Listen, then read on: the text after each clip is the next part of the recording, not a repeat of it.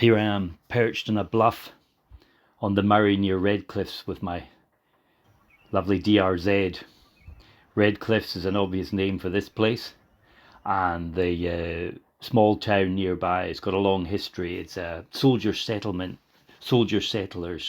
community, and it was opened up due to the irrigation systems that came from an American family called the Chiefley brothers. They came over in about the late 19th century and transformed the region by working on irrigation that allowed the bush to be cleared with this big tractor called Big Lizzie, which allowed the soldier settlers to actually establish arable land among the Mallee scrub, and it's very marginal land, but it's a lovely small village. I played tennis there at the Redcliffs Tennis Club, but this is the lifeblood of the whole region, the Murray River, and at Redcliffs it feeds into a vast, really desert area, and this is my friend BJ, who's an agronomist who runs a farm here for citrus, which is mainly oranges and limes and mandarins.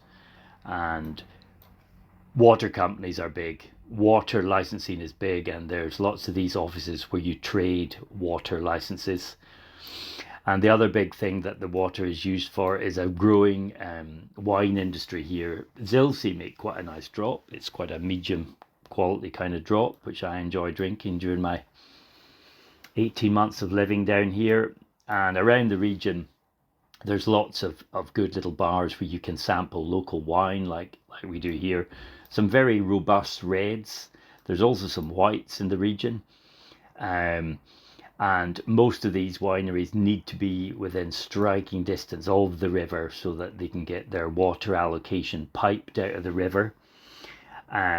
This is near Trentham Estate, and a very popular houseboat place to visit, and you moor your houseboat along the banks at Trentham, and then you come ashore, and a family owned winery, this, which we like visiting. It's only 10 minutes from our house, but when you look at the surroundings, you really are in a wild country, the Mallee scrub. And the best way for me to really explore it is on my dirt bike. And here is daughter Morven practicing on my dirt bike, and this is typical of the scenery.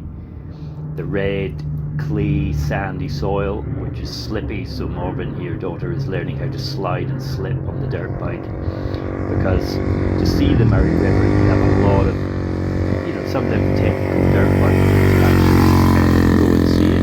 And these channels that I ride along are, some of them are quite technical near the river, and but what they allow you to do is study different aspects of the river.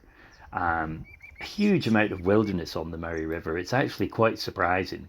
But beyond this wilderness, for petrol heads, is the biggest motocross race in Australia, the Hatta Desert Challenge.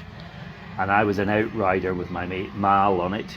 We ride round the track rescuing crashed riders, and it was a pretty exciting weekend, midwinter, July, and professional riders from all over the world come to the Hatta. Very technical course, 37 kilometers long, I think. It's a very hard course to ride, very tough. I rode it and fell off plenty of times. But yeah, the serenity of the outlying desert is my joy, really.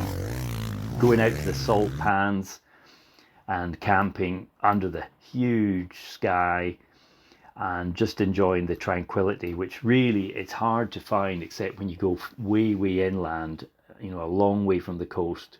This is called Fletcher's Lake, which actually was a salt pan that was flooded when big weather came a few years ago, and it's become a haven for wildlife. Lots of geese and ducks and lots of pelicans. And riding here is, you ride along the edge of the lake. It can be soft, but if you're a motocross rider, enduro rider, it's pretty good. And look at these skies. This is what it's all about.